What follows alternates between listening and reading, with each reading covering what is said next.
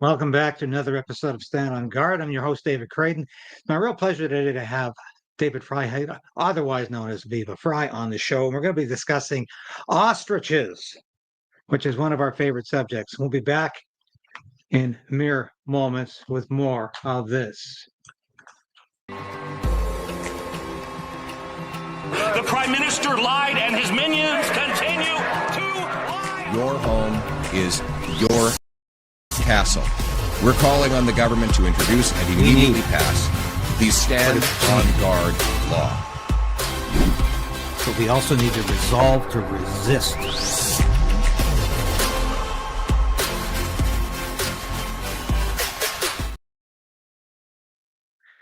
So without further ado, I want to bring on Viva Frei. And Viva, thank you so much, David. It's so nice to have you back. It's been too long. It's been a while. Let me make sure I'm all good here. My forehead looks a little shiny. Hold on. Okay, there we go. That's you. And I wanted to have you on the show today because, as I told you on the weekend, I discovered this CBC hit piece masquerading as a fact check. And I thought, this is outrageous. They haven't introduced anything in this so-called reporting that would justify the killing of these 399 ostriches and the so-called subject matter experts that this reporter finds. And I have to wonder if they found Ashley at the BBC, because here she's going on about the buds and the need to kill the buds. I'm just outraged over this. And I noticed you've been doing a lot of reporting and a lot of coverage about the Universal Ostrich Farm in BC. And I'll tell you this, David, I haven't seen, with the exception of you in Rebel News, and of course I've done quite a bit with Katie Pathological over the last couple of months. I haven't seen a lot of broadcasters touch this issue, and I think it's because there has been there's been no response from the Conservative Party of Canada on this. There's been absolutely no support, no response from Pierre Poilievre on this, and I'm once again perhaps not surprised, but very disgusted over Well, it. I mean, I think it takes a homeowner defending his home and getting charged with assault for Pierre Poilievre to talk about the right to self-defense and defense of your home in Canada. I mean, he's got to wait until the ostriches are dead and people outraged before he decides to say something. So I'm sure he'll get to it if and when he thinks it's politically expedient to do so, or when it becomes too much of a thorn in anybody's side to ignore. But he only recently got to the absurdity of that homeowner being charged with assault for defending his house against an intruder at 3:20 in the morning who was carrying a crossbow. So I'm not holding my breath. Yeah, well, I'm not either. But you're quite right. It got to the point of absurdity before there was finally some announcement of the Stand on Guard bill, which I think is quite interesting because that's the title of my show. I've invited him on several times. He won't come on my show. I'm going to try again. Maybe we'll just talk about the Stand on Guard bill. But I would like to see more journalists, more broadcasters talk about this issue, because I've said from day one, it's not just about this outrageous so-called culling of ostriches. It's about the government thinking it has the right to walk onto your property, to take away your livestock, to kill your livestock, and to take away your livelihood, as they've done with Freedom Convoy people, and now they're doing this with the Universal Ostrich Farm. So anyone who tells me, I'm not that interested in ostriches, I say, are you interested in your individual freedom? Are you interested in your right to property, which our Constitution doesn't guarantee? And it's the Canadian equivalent of Peanut and Fred, the raccoon and the squirrel, who in New York State, remember the public health officials break into this guy's house or raid this guy's house. He had a pet squirrel and a pet raccoon, and they raid his house because someone had reported online that he had these wild animals and they might be diseased. And they raid his house, rummage through his stuff, and they murder his squirrel and his raccoon. I get corrected every time I use the word murder because technically it's the unlawful killing of a human. I'm using it anyhow. They killed this guy's pet squirrel and pet raccoon that he had not turned into internet celebrities, but this was an outrage back in the election right before the November election in America. And people are like, yeah, the government can come in and slaughter your pets, slaughter your property because of anonymous complaints on the internet. I mean, this is what's going on in Canada, but Canadians are complacent right up until the time where they come for their own pets. But alas, Katie and Universal Ostrich Farms are the canary in the coal mine, or the ostrich in the coal mine, metaphorically speaking.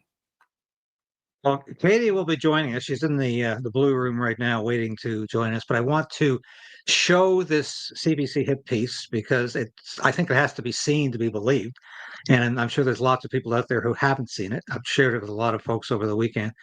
But this is CBC at its best, I think, covering the ass of the federal government, of the Canada Food Inspection Agency, and of every bureaucrat in the country. This is absolutely obscene journalism. Farm in BC has received a lot of love from Dr. Oz, Robert F. Kennedy Jr., and a lot of other supporters. They all want to save a flock of 400 ostriches on a BC farm. But there's a catch. The birds were in contact with a deadly virus, H5N1, a type of avian flu. The Canadian Food Inspection Agency ordered the birds to be culled because... Yeah, if you want to say something at any point, go ahead. But a deadly virus. They were in contact with a deadly virus damn near a year ago. I mean, I've watched it now. Are you going to play the whole thing? Most of it, yeah, because I want people to realize how bad this is. But but also, why is she? I mean, it's not to be xenophobic. Why is she British? Like the CBC of Canada is hiring a British journalist. Do they pay her less? Like, is this like what they're trying to do, or are they given They have a British woman, so there's sort of like a dissociation that this isn't Canadian Broadcasting Corporation. This is the Queen's land. Or the King's land. That's why I say, did they borrow her from BBC? Is she one of these temporary foreign workers that CBC has hired? I don't know. But the effect, of course, is, as you say, is to sort of distance themselves a bit, like this. Yes, this knowledgeable Brit has come to our rescue. Because of an outbreak in December of last year, where 69 of 468 ostriches died. That order led to a legal fight between the CFIA and the owner, Universal Ostrich. They say the ostriches shouldn't be culled because the remaining birds have survived the outbreak and could be studied. Since then, a number of claims have been made about the birds, including that they are unique in surviving H5N1. I asked an infectious disease veterinarian about that. As expected, not everyone dies with influenza when it comes to ostriches. Different species have different responses to it, and we don't expect all individuals to die. And it probably worked its way through. The challenge is we don't know that, and influenza can circulate in individuals without causing signs of disease. Pat, pause but for during a second. court hearing, first of all, the vocal fry is enough to make you want to stab your ears with Q-tips. They seem to have survived. There hasn't been a positive diagnosis, a positive test since December. And the only two positive, I mean, they don't mention it. The only two tests that they actually had were 2 anal swabs of 2 dead ostriches in December. We don't know if they survived, so we have to kill them. I mean, it doesn't make sense. They might still have a lingering 9 months later. This is a veterinarian. I thought veterinarians were there to save the animal's life. No, the whole irony about all of this is that in order to protect the birds, they have to slaughter the birds. Not even asymptomatic tested positive. They're not sick, but we don't know. There might be some lingering things 9 months later. So instead of testing them, let's just kill them. Yeah. Earlier this year, the owner pleaded their case, claiming that the birds have herd immunity. But the infectious disease veterinarian says that's a tough claim to prove. Well, think about us with influenza, right? We can get influenza a variety of times. Sure, you've survived influenza. You may be protected to some degree, but you certainly can't say this group of birds is never going to get influenza again. Meanwhile, so therefore we should kill them all. So they're killing them to make sure that they never. The issue is less whether or not they have immunity, but more whether or not they're infected. They might get it in the future, so kill them now. But what was this guy's name, by the way? I think it's mentioned. I totally missed it here. Okay, no, I just want to go do some independent research and see who this guy may or may not be employed by. Well, it's one of her subject matter experts, and she's really only got 2 people here appearing, but it's incredible. The former TV host and current administrator for the U.S. Centers for Medicare and Medicaid Services, Dr. Mehmet Oz, has claimed that the birds hold huge scientific value to the global community because they have survived the virus. But a virologist I spoke to said this wouldn't be new research. People have done experimental studies infecting ostriches with H5N1 and other avian influenza subtypes. So you wouldn't really be learning necessarily anything new. So that part has certainly been overstated by Dr. Oz. Another You wouldn't So learn therefore, anything. it's been done before, so we don't do it again. It's fundamentally unscientific what she just said. You're not going to learn anything new by studying new subjects who have survived. I don't know if it's a novel H5N1. It's fundamentally unscientific what that idiot just said. Now, I'm going to go look her up because I got her name, Angela Rasmussen. Let's see who she works for.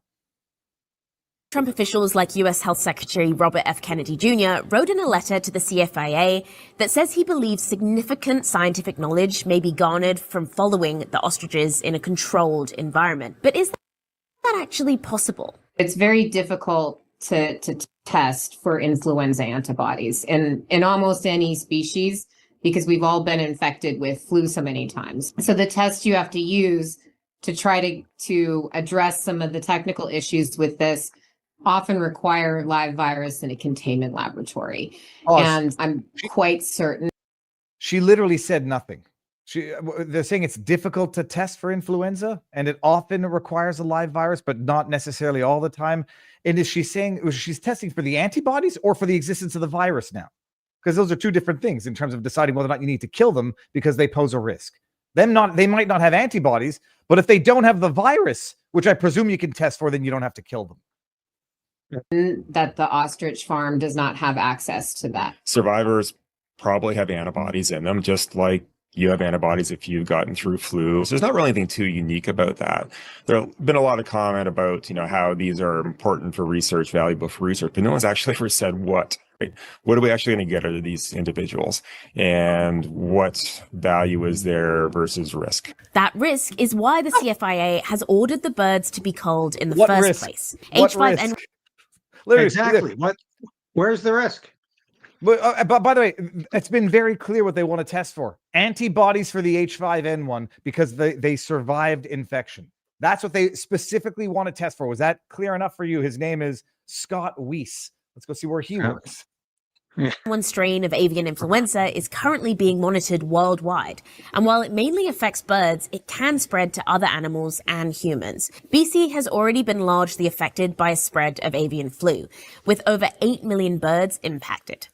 There was also one human case of H5N1 in BC earlier this year that required critical care in hospital, along with some cases in the... Pause it. Yes, and she said, don't kill the birds. So no, but also, did they mention that the person who contracted that H5N1 didn't contract it from a chicken or a bird? No, it was one. Not. It was one case. One, from what I understand, I'm going to fact check myself while we do this. One case in Canada, and my understanding is it wasn't contracted from a bird at all. So they don't mention that. In the US, one resulted in death. The experts I spoke to say that the more the virus is spread, the more it could mutate and further affect livestock and humans. Every time it jumps into a mammal, or especially jumps into a person, it can change. And the big concern would be is if it combines with a mammalian virus. That's how we get pandemic flu viruses. The CFIA says the response to H5N1 is an approach known as stamping out. That response follows the CFIA's agreement with the World Organization for Animal Health. Canada is party to trade agreements, which essentially means that if there is an outbreak of H5N1 bird flu on a poultry farm, which ostriches are considered poultry, then the first line response to that is by culling the entire flock. I think this is the crux of it. Trade agreements, or does she mean World Health Organization agreements? We are behaving in accordance with our pandemic treaty with the World Health Organization. She doesn't say that, but that's really what she's talking about here. And by the, for what it's worth, Scott Weiss is a professor at the Ontario Veterinary College, University of Guelph. I'm trying to see where Angela Rasmussen seems. These are government lackeys, and okay, it's madness. I'm going to find out the case of where the kid who got H5N1, where he contracted it from. Policy itself is really required because this is the only way to prevent H5N1 from spreading. And when it does spread, especially to certain species of poultry, especially chickens and turkeys, it really wipes out the entire flock in a pretty gruesome way. The experts I spoke to say Is it usually more usually gruesome? it usually wipes out the entire flock in a pretty gruesome way. Except they survived. Now we've got to wipe out the flock in a pretty gruesome way. It's culling incredible. is the typical method used when fighting an outbreak like this, but they say this case does raise questions about whether culling is the only option. If you had a farm that said, okay, I've got influenza here, we're going to report this right away. We think we can avoid a cull. We want to talk about this. And while we're doing this, we're going to do everything possible to contain this virus. I can get on board with that. This situation is different, though. And we said No, it's not. They did everything possible to contain this virus, and they have contained it. So I think it should be obvious. to this everyone. case is They don't different. know what they're talking about. No, Because according to court documents, the Just about ostriches done were here. in open pens with free access to wild birds and animals. Even after quarantine orders were put in place, inspectors noted wild animals were interacting with the ostriches and other safety measures weren't followed. They've been posting pictures of themselves with the birds without PPE. They've invited a convoy to the farm that's quarantined.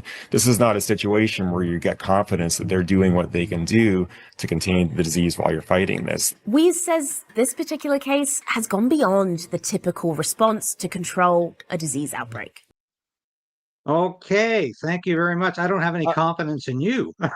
I'm gonna bring I'm in Katie, fact checking in real time. Go ahead. Go ahead, Viva. No, I'm just going to say that according to ChatGPT, the teen in British Columbia who was hospitalized had been in close contact with sick or dead backyard poultry before falling ill. I'm going to double check that because it doesn't provide a link to this, but I will correct and revise my own assessment going forward. But see if I can find a link. Katie, how you doing? So I'm Katie, I watched this thing and was speechless on Saturday, and I said, I want your views on it. I want to talk to David about it. I've sent it to Rebel News. I'm sure they're going to comment on it as well. But this is just outrageous. They said you took no steps to secure the herd. You did absolutely nothing. And how many days has it been now that these birds have been disease free? Yeah, we're 230 days today. we're 203 days. we're approaching a year, and that is all so it blows my mind. I haven't watched that actually. I went after Angela a little bit. There was Brian Conway, all these virologists that are speaking, and how do we know if they're sick? And we say test them. That's all we've been asking here at Universal Ostrich Farms, is the ability to test these animals. That not one of these animals out there have been tested that have survived 230 days. And, to hear people with such a high position making such really uneducated responses, it blows our mind. I mean, what has come clear is that Canada, we've sold off our sovereignty a long time ago, and the World Animal Health Organization is taking directives from One Health agenda, which the One Health agenda is World Health Organization. And these animals do prove something, and they do have something for science. Where we should be really scared is that they're trying to make us really disconnect us from antibodies, the word antibodies, natural immunity, and they are taking away that importance. If we don't have natural immunity and we just keep stamping out natural immunity, we have a way bigger problem than we have here at Universal Ostrich Farms. I mean, we're literally putting humanity at risk. They don't talk about the losing the biodiversity, losing the genetic diversity in our farms. They don't talk about that we are actually killing off all of our farms. We're losing our livelihoods, our rights to our animals. Ostrich shouldn't be classified as poultry as a massive number one. They are in a category of their own. They are a red meat, flightless bird. They aren't going anywhere, but the migratory ducks that fly around the world are. I've asked them, I said, what are we doing about the migratory birds? And they said, nothing. That's wildlife. What would you do? Kill all the wildlife in the world? And that's insane. Okay, no, let's just wipe out everybody's livestock. And I think that's going to put us into a little bit bigger of a problem. It's we have a living vault of natural immunity here with a renewable source of antibodies that can be put into therapeutics and innovative science to actually help humanity and animals on a global scale. And it's refreshing to see that at least RFK and Dr. Oz recognize that. You guys recognize that. There's some really great independent media sources that recognize that. John Catsimatidis recognizes that this is overstepping. This is our government overstepping, and it's 9 months. We're 9 months into this, and you're right. We do go in with those animals and our hands touch them and we love them. And the fear mongering on H5N1 has to stop because they are planning the next pandemic. If we allow this to continue, we are going under more mandates. You watch, it's going to be September and it's going to be cold and flu season and every sniffle is going to be H5N1. Our beaches and our lakes and everything were not closed this summer. If this was such a threat and we were so worried. Kids have been walking around bare feet and probably swallowing I don't know how much lake water. And they probably all have H5N1 antibodies. I put a challenge out there yesterday. I said, please go get your antibodies tested as a human. Go find somewhere credible. Go get your antibodies tested. And you will be pleasantly surprised to see what you carry in your big, beautiful, natural human system for antibodies, what your own body has overcome without the need of more vaccines that have haven't even had a chance to be tested, without more medication, without more this. And, what has come very clear is that we're at the monopoly with big pharma. It is a push for the next big threat. So I believe for more control, it's, I don't want to go down that rabbit hole, I guess, too much, but you look at the 2030 agenda, you start reading these things and you go, here we are losing our land rights, our livelihoods. They come in with based off their policy, which is not law. It's a policy meant to evolve and adapt. And they use a one size fits all approach. They don't use stamping out. They use a one size fits all. They cherry pick through their policy. They decide what they want to use, when they want to use it, and then that just fits them. That just whatever suits them, and in whatever case that they're at. And it's been very clear as well that we have the Section 48, paragraph 2 of the stamping out policy. Stamping out is not the only binary approach that we can take on this. There is testing, there is quarantine, there is monitoring. We have ostriches that have proven science with the work of Dr. Tsukamoto. That has been reputable science. He holds 36 plus worldwide patents. This is not, what do you call that? Like a smoke show. This is actual science. One ostrich egg is equivalent to 100 chicken eggs worth of antibodies. That's how robust they are. They survived millions of years on this planet. And the only thing that might kill them is Canadian Food Inspection Agency. Yeah, can they survive woke politics? And it's outrageous to me that these people are just grasping at straws, trying to find a justification to kill your livestock. And the BC health authorities were itching for an avian flu epidemic this year. They were just begging for this to happen so they could lock the province down again and exercise their petty little dictatorship. But seems to me it didn't happen. But go ahead, David, your thoughts on it? I'm going to fact check my fact checking in real time. So ChatGPT said exposure history. I provided the link to an article about the British Columbia kid. And ChatGPT said exposure history, the teen had been in close contact with sick and dead backyard poultry before falling ill. I asked it a question. I said, that was not my understanding. Can you provide a link as evidence? And then ChatGPT says, you're right to press for clarity. I went back and looked at the article. It does not say that he got it from backyard exposure. And then I said, why did you tell me that it came through chicken exposure? And then it says that's the most common way. But the CDC, is it the CBC or whatever the health agency, has not confirmed. Officials have not confirmed how the kid was infected, because my understanding, he wasn't infected by coming into contact with chicken. ChatGPT is a pathological liar, and everybody should know that. But that's it. It's they have yet to confirm how the sole case in Canada was contracted, presumably because it doesn't fit whatever narrative they want to use that one case as the pretext to kill millions and millions of birds, like they've been doing in America under the Biden administration, and then blaming egg prices on Donald Trump. Was this one human case not Jocelyn who was here? It was. I don't see the name of the kid. It was one kid in British Columbia. So she came here, and this was her willingness. She said to her parents, she said, "I'm so tired that they're using my one contracted case to kill millions of animals." And she said, "Please, can we go visit the ostrich farm?" And so they came here, and she disclosed her name for the very first time. Her name is Jocelyn, and they have no idea how she had it. The really interesting part about this too is her first initial tests did not come back positive for H5N1. It was only after a few tests that they finally got the answer I think that they were looking for, that they wanted. I don't know.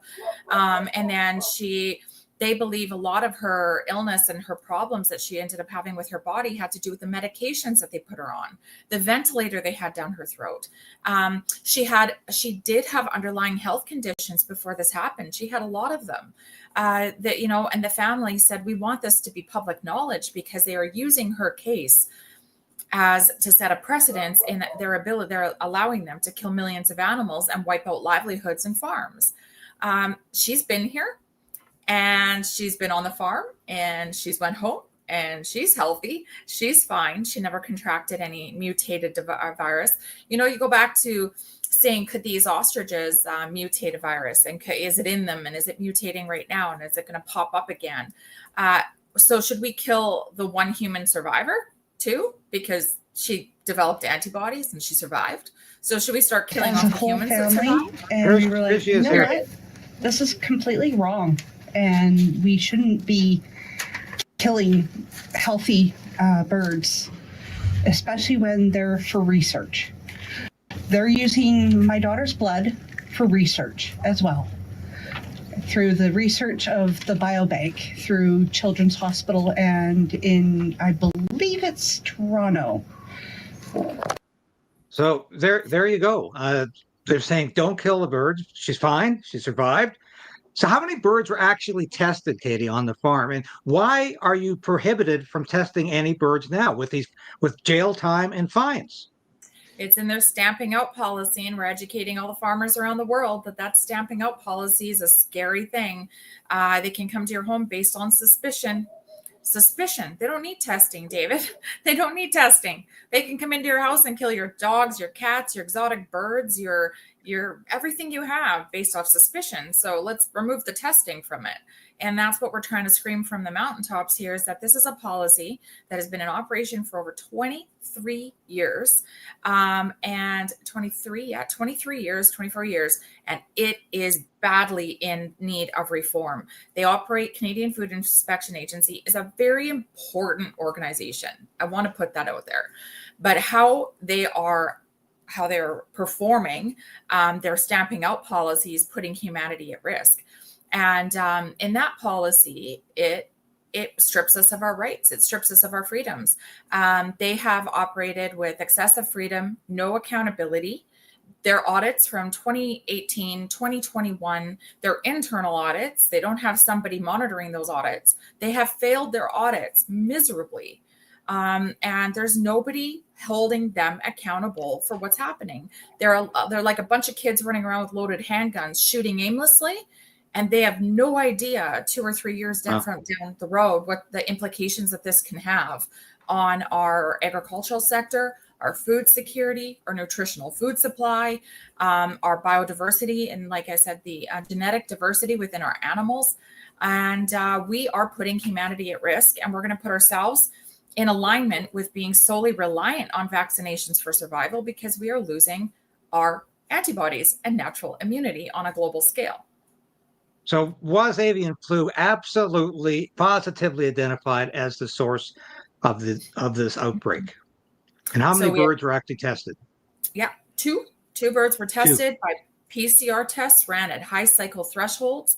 The more farms that we're finding and we're talking to, their cycles are over 39.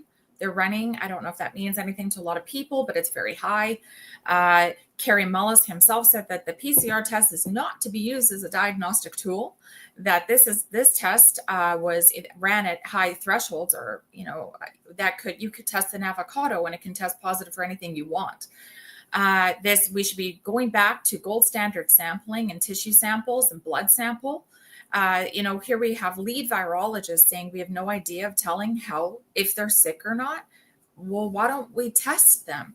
It's a very strange comment from all of these virologists, and they're, in a way, it's really helping us because it's making Canadians very aware of the people that are making decisions and backing these decisions, and their credibility should be checked. And these people we should be seeing an overhaul in the organization, that there's more credible people put in positions that are making these decisions, fixing that eroded trust within Canadians and such a large organization like Canadian Food Inspection Agency, because what has happened is they're actually putting humanity more at risk by the erosion of trust within the organization, because you're having farmers now not wanting to call the Canadian Food Inspection Agency and report a reportable disease. They're scared.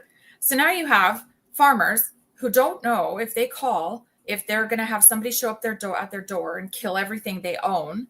And the compensation is a joke. The compensation, like for us, they keep saying, some people say to us, we'll take the $1.2 million. That's $3,000 per ostrich, and take the money. Why won't you just take the money and move on?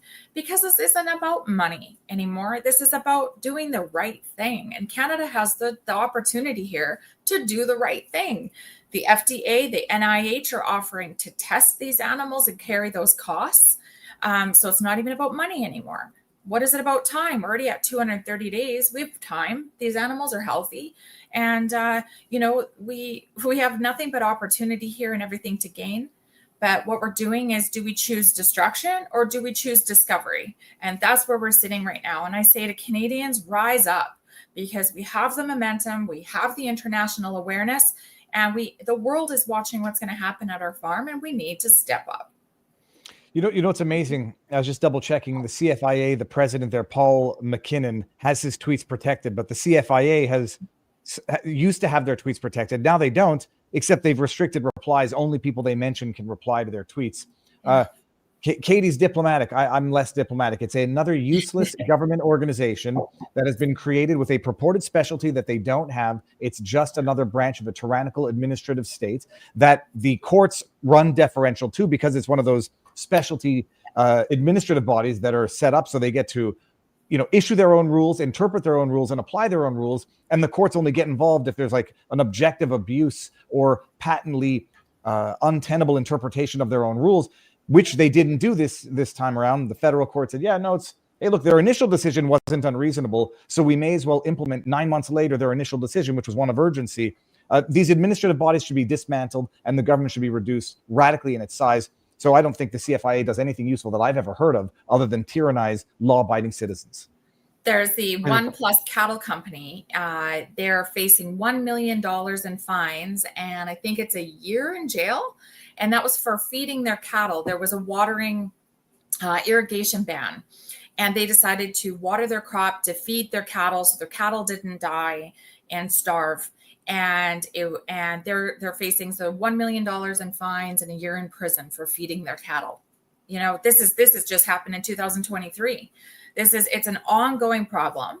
It's tyrannical. It's overreach. I know some other people don't love those words, but it is. It's overstepping they're overstepping their jurisdiction.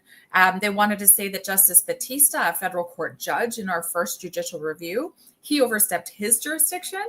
That's what they said. He erred in law. He erred in principle, and he overstepped his jurisdiction by giving us an appeal. I say that the Canadian Food Inspection Agency is far overstepping their jurisdiction by attacking all the agricultural sector. And this is an organization that needs to be protecting us, and they are not protecting us. Well, I put this question to you both because what I find so ominous about these so-called subject matter experts suggesting that we need to kill all the birds because they might get sick again.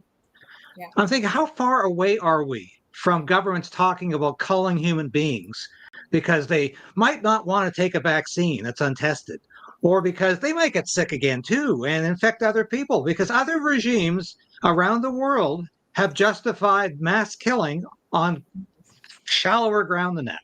Well, David, with the presumption of organ donation, like they have with the Avery's Law in New Brunswick, there's going to be a win-win-win.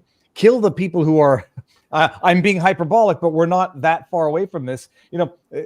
Kill the people who are risks, harvest their organs, because after all, everything can be justified for the greater good.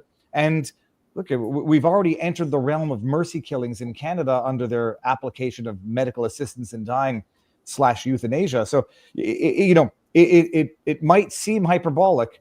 The way the laws are being changed right now for presumption of organ donation in New Brunswick, where death is determined by a coroner and death doesn't even have to have occurred yet in order for them to start harvesting, your vision of a horrific future is not that far off. And we are killing people. We're offering MAID. We're already doing it. It just looks different. We're offering MAID, and I mean, they were even challenging, I believe just recently, that anybody 12 and older, so doesn't need parental consent for MAID. I mean, I can't even believe it. And if I had a 12-year-old, I'd be, it's disgusting. You're having a bad day, you lost your grandma, you're going through some hormonal change in your body. I mean, here, you can just kill yourself. Sorry. I mean, maybe that's too blunt. But I hear we have opportunity at our farm to help humanity. And maybe it's becoming more and more clear that that's not what they want. We can, with our antibodies, we have proven that we can make diagnostic test kits for farmers to be able to test their own animals safely, effectively using our antibodies. 98% effective, those tests will be. Therapeutics and nasals, sprays and lozenges that are antibodies given to humans will start to act immediately, not like a vaccination that can take up to 10 days to start to work in a human body. So we have proven science that offers a sustainable natural solution, and the government is absolutely afraid of that. I believe that there's way bigger things happening behind the scenes that we even know of. But what we are going to keep fighting for is the future of the generations of our children and our grandchildren, and they deserve to believe that farms will be a place of hope, not fear. And I want to see, children to be able to run around on the grass, and I want to see cows outside, and I want to see chickens outside, and I want to be able to still, protect that, because where we're going, Canadian Food Inspection Agency, in one of our case management conferences, said that no animals, all outdoor animals, pose a risk. So where's that taking us? Are we going to have every living animal in barns? One of their meetings in 2004, they stated that every farmer should feel like a visitor in their own barn.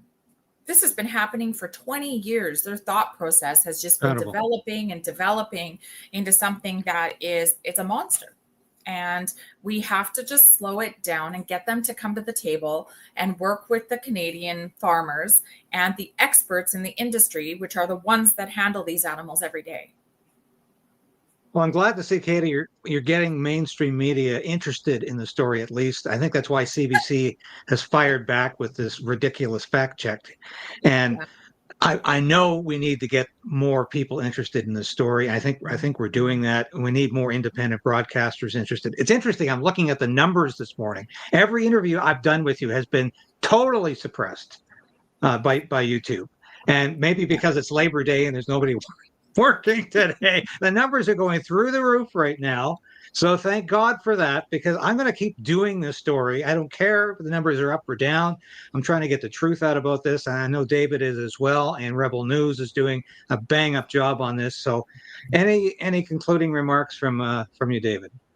I say keep tagging Elon Musk. I'm not sure. I think he's getting wise to it. People are saying you don't need Elon Musk to set up Starlink because you can do it yourself. Of course. But when you get, once you've gotten the attention of RFK Jr., Dr. Oz, and the administration saying we'll take these birds, I mean, it takes public pressure to make this happen, even international public pressure. So it doesn't. It's. I say, like, from a cynical perspective, it's free eyeballs on it by getting someone with a massive account to pay attention to this. this is coming to a farm near you, whether you think it's just a Canadian thing or not. So don't wait before it's too late. And as I've told people time and time again, this is about so much more than just your farm and your ostriches. It's about everybody's freedom in this country, which we're losing. And I envy you, David, for being in Florida. Well, I saw a comment in the chat saying Viva, fled his country. First of all, you have to, if you have you have to have your head examined if you're going to pay the government to tyrannize you. Like, you imagine Katie's paying 50% taxes to this organization to come and steal and murder her animals. Like, if you have the option to not finance the government that's brutalizing you, you'd have to be crazy to sit there and say, as a martyr, I'm going to stay here and do it, when I think it's actually more effective to put this on international blast from the free state of Florida and get more eyeballs than you'll ever get in Canada, because they control the media. They censor what you can access out of Canada. And so you try to go get certain outlets like Patrick Bet David podcast on Instagram. You don't get it in Canada. So exactly. You need the international voices here. We do. Yes. We got to keep up. 100%. Please, we got to keep up the pressure, please, everybody, because it is the media. It is the public opinion. The ostriches have become a beacon of hope for many. There's Canadians and international people from all over the world that really connect with these animals, and they connect with them because of the tyranny and the overreach and the regulations and the and that what we're battling for here. So I think we just have the momentum. We have a really great possibility to create change for everybody here. And they came after the truckers. They were heroes, and then they were defaced, and then they came after the healthcare workers. They were heroes, and then they took them down, and now they're coming after the farmers. And we were heroes, supplying everybody with generational food supply, nutrition, and now we're going to be. Did you notice how that report used the word convoy to suggest that they've got a convoy on the farm now? They use that specific. Yeah. It's insidious, the level of state funded. That is a state funded expose that is nothing more than kissing the government's butt and doing the government's dirty work, funded by the taxpayers themselves. Yeah, we're on the same page there. Well, thank you both for joining me today. And I know we're all going to continue to get this news out, and I'm going to encourage a lot of other broadcasters to do that. And your work is so appreciated, David. I love your station. I love the work you do, and it's fantastic. And Katie, we're here for you anytime, anything we can do. We just love you here. So God bless you. I love you both. You both have the best voices and cover the best stuff, and I love how you your take on it. So thank you for continuing to support, and let's just keep a good media push going, and let's see what we can do. Keep these animals alive. Okay, thank you to you both, and we'll stay in touch. Bye for now. Okay. Bye.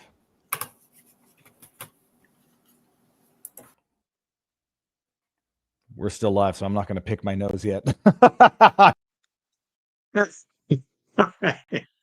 That was a fantastic time with good friends, Viva Frei and Katie. And please share this broadcast with your friends and family today. Let them know that we did this. And thank God for the courage out there from some broadcasters, the courage from Universal Ostrich Farm, because as I keep saying, this is not just about one farm or about 399 ostriches. It's about your freedom. It's about your freedom to say, the government, get off my land. Government, you're not going to steal my property. Government, you're not going to violate my property. Government, you're not going to steal my livestock. You're not going to kill my livestock, because I'm putting my foot down and I'm saying no. And that's what this broadcast has all been about today. Just going to show you the merchandise, and I'll be back with some concluding remarks.